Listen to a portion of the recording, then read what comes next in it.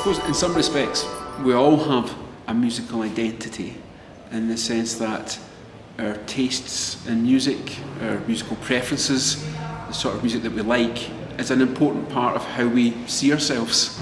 If you ask someone to tell me a little bit about yourselves, you might tell me your age or where you live, but you would use your musical tastes as a way of signalling to the world who you are. And we also have a sense of our own musicality. Everybody who plays music, whether that's just playing a few songs in your bedroom, or whether you're a concert cellist or you're a jazz musician, we all have a sense of our own musicality, and that's very important in terms of our sense of musical identity. So our musical identity is an important part of our personality, and improvisation is also a very important musical process.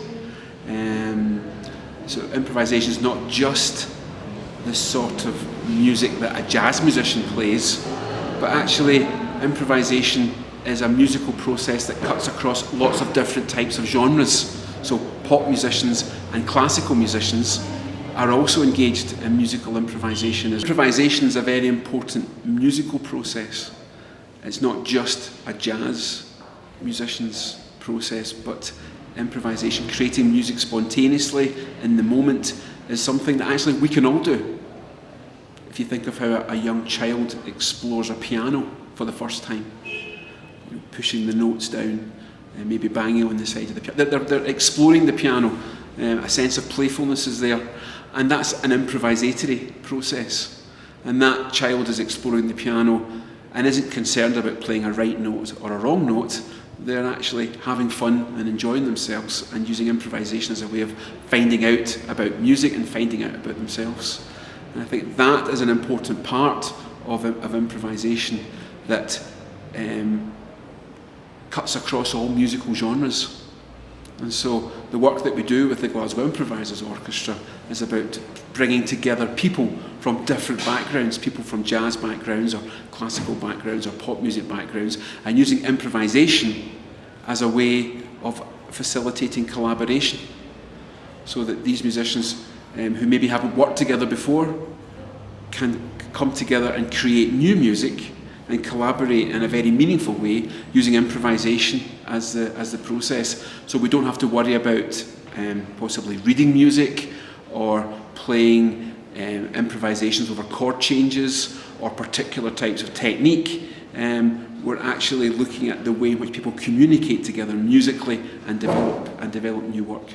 And that also involves important identity processes as well. I think certainly where you live has an absolutely fundamental role on your sense of self and your identity, and particularly in cities, because cities are a sort of the crucible of so much of artistic life, and particularly in improvisation. We see across the world cities that have become very important places for improvisationary ideas to develop: Amsterdam, Berlin, London, New York.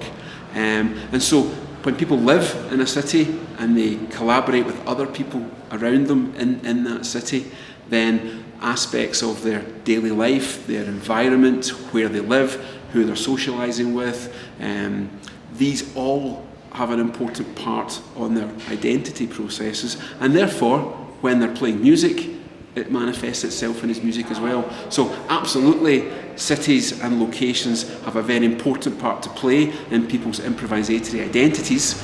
It's very hard to pinpoint exactly, is Glasgow's improvisatory identity different from Amsterdam or New York? I mean, that's a very complex question, but I've got no doubt whatsoever that place and location have a very important role to play on the sort of identities that develop around improvisation.